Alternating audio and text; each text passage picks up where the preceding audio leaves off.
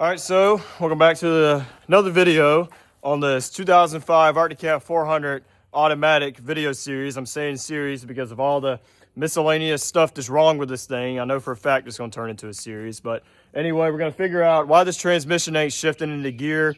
So in the last video, I got the thing running, as you can see, and I tried shifting it into gear. Nothing's happening. Just sitting still, wanting to rev, not even a feel in the transmission like it's going into gear. However, the first speculation was the centrifugal clutch is currently in a bath of oil when I got the foiler. So I don't know why they went in there and took the centrifugal clutch out.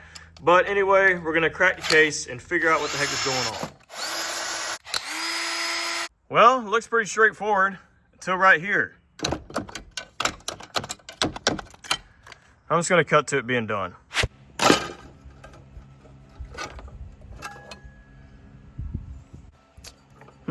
That don't look right. So when I was running this thing, I felt air being sucked in through here. With that being said, I knew on a level that this was probably spinning because there's fins on the other side of here that draw air through it to keep it cool. I thought maybe it's just because it was just freewheeling on there, but maybe the centrifugal clutch is in there. I'm not gonna tear it down right now. I'm just gonna try to pry this pulley out. I think there's two bolt holes right here you screw into and that extends this out. So I'm gonna do that, get the belt back centered. I don't know how in the crap this happened. Yeah.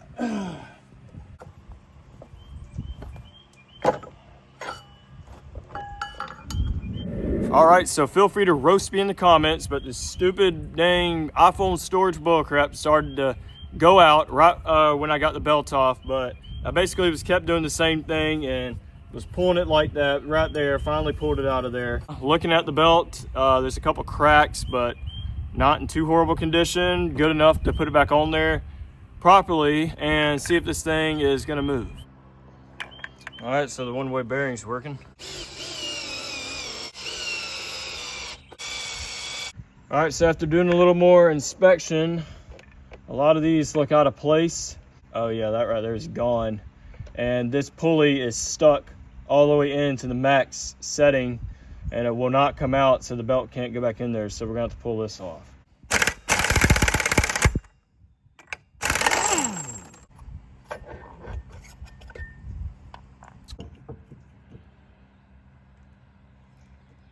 Yeah, look at that. One of these broken right here. How am I gonna find that? Another one's broken.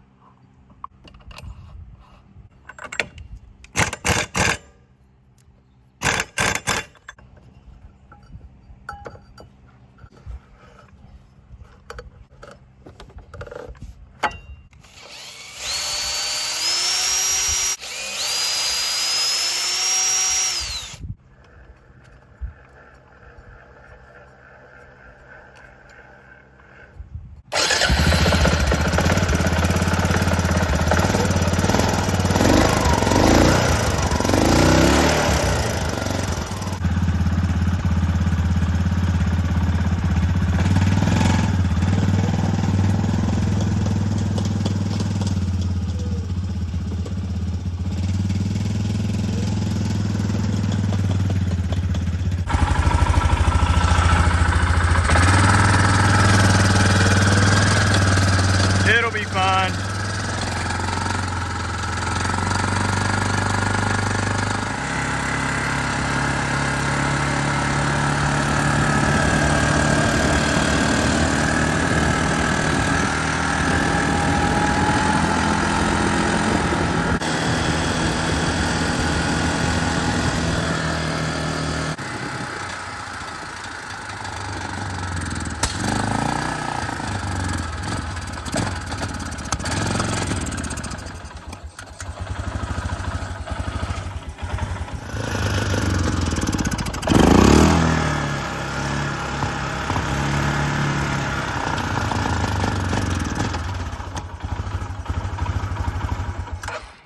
Don't know what's going on with that.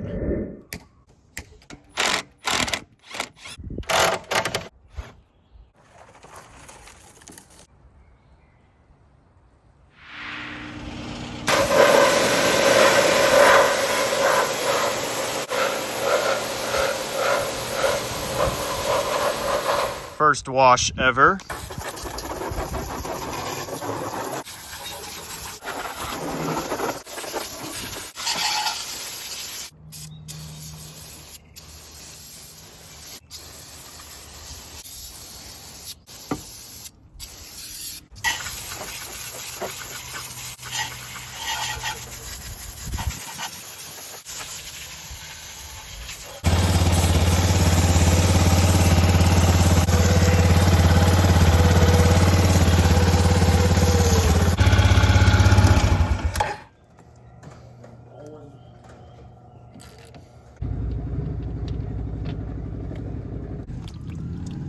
Yeah, that is black.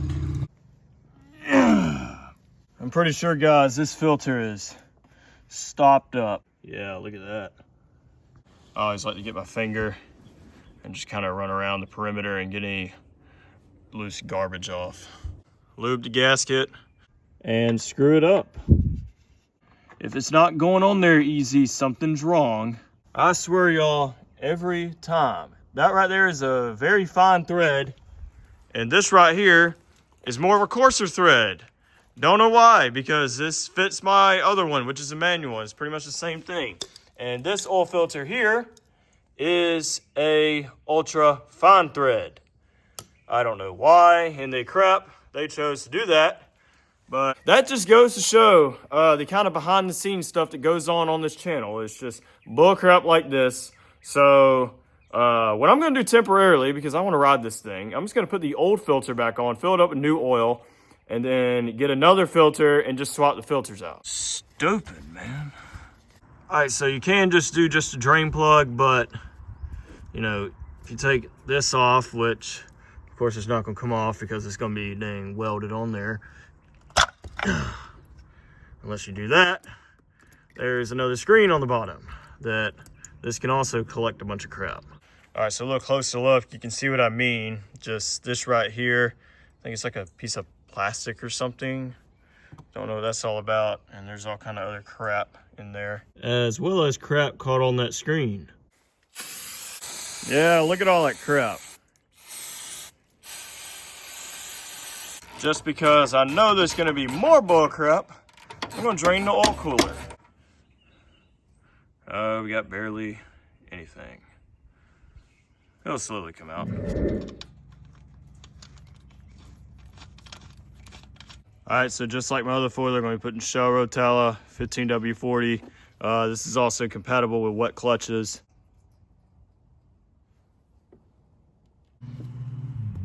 And cross-threaded bull crap.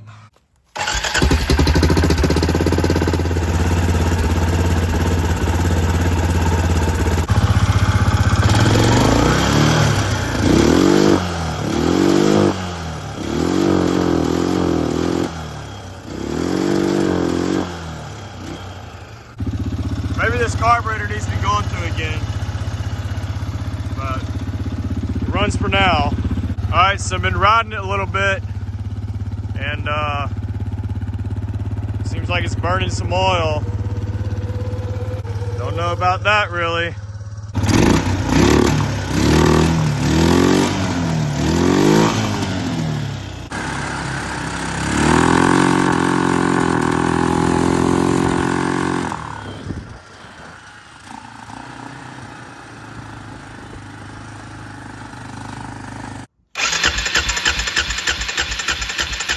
So just for fun, I want to do this compression test because, you know, it's slightly burning a little bit of oil. And I only spun it maybe about 10 times or so. It was about at 60, somewhere around in there. But you're really supposed to do it until the gauge peaks. Obviously, make sure your throttle and all that's wide open right there. The reason you might think it's a little on the low side is because the cam has a decompression valve. All right, so I'm going to try cleaning this again. I don't know if you guys ever seen this stuff before. Chicken shine. This stuff is expensive, like $30 for this little bottle. But it is supposed to clean anything you spray on it. And let's see how that is. I've seen this stuff in action on some things, and it actually works really well. You don't even have to use a brush. See, look at all that.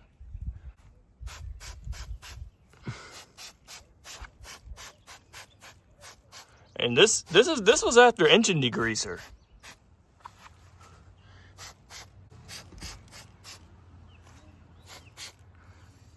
Let that sit on there for a little bit.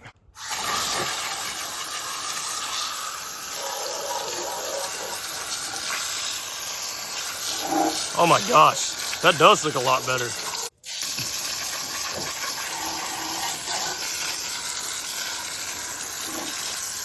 Oh my gosh. Dang.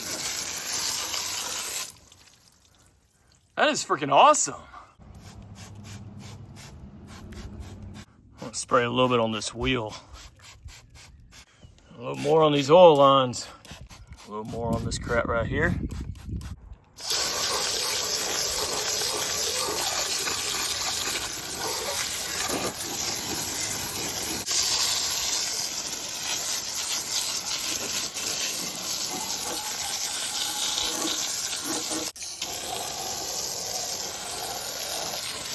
Oh my gosh, that looks brand new.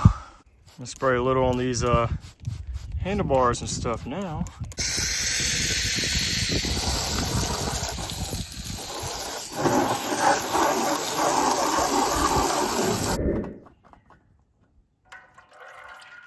All right, so I cut open the oil filter and was just kind of wondering what the heck is inside. Probably really hard to see. There's the bypass valve right there. Basically, when this filter gets all plugged up, that bypass valve will open and it will just kind of bypass the filter, so it'll still run. But it's not very good because you're recycling dirty oil. All right, so zoom in on one spot. There's definitely some trash in there. There's the clean side. All right, so I took the carburetor off to see how things are, and that rust is slowly going away. All right, so when I was running this thing, it felt like it had not really that much power. Give it gas, like it wouldn't rev all the way out. It would kind of and kind of act like it was hitting the rev limiter. And I wasn't really sure what the heck was going on. So that's another reason why I took this carburetor off. And well, let me show you this. You guys see the problem?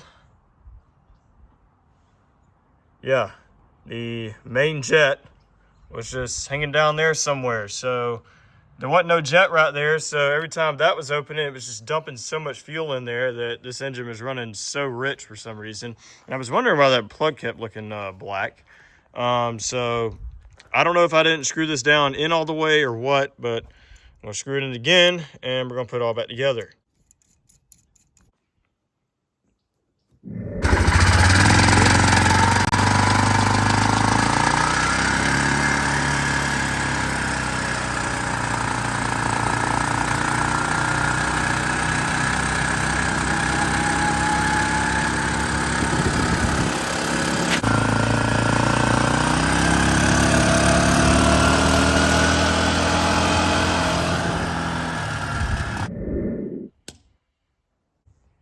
Oh, all right.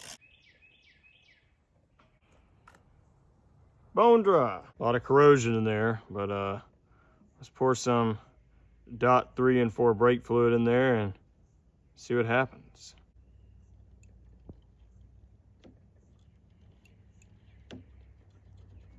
All right, so I'm gonna keep working with it and see if it builds up pressure. All right, so unfortunately, that brake line has been rubbing on the wheel, and yeah, that's why the brake line has failed. It's not building up pressure, and same on this side. So gonna have to get its brake line sometime soon.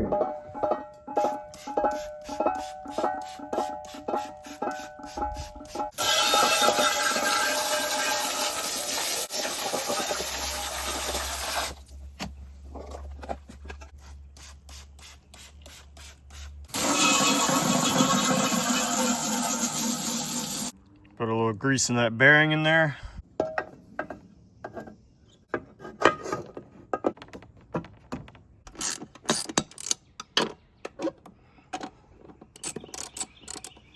Now it's time to replace this starter solenoid.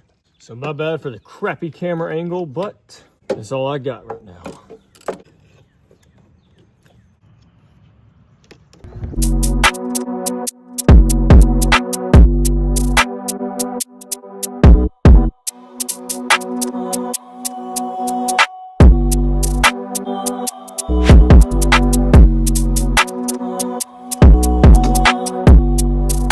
So if you remember, the old battery was dead. I took the jet ski out today, and I got a new power battery to put back in here because the other one was a load of bull crap.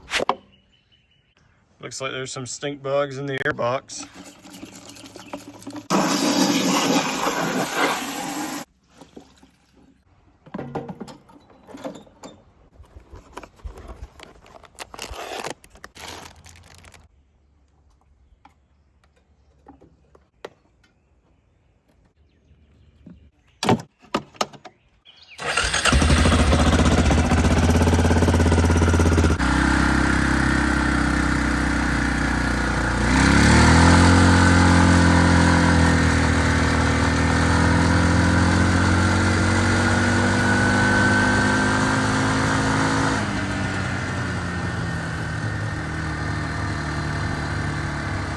Definitely not as fast as the Prairie 650.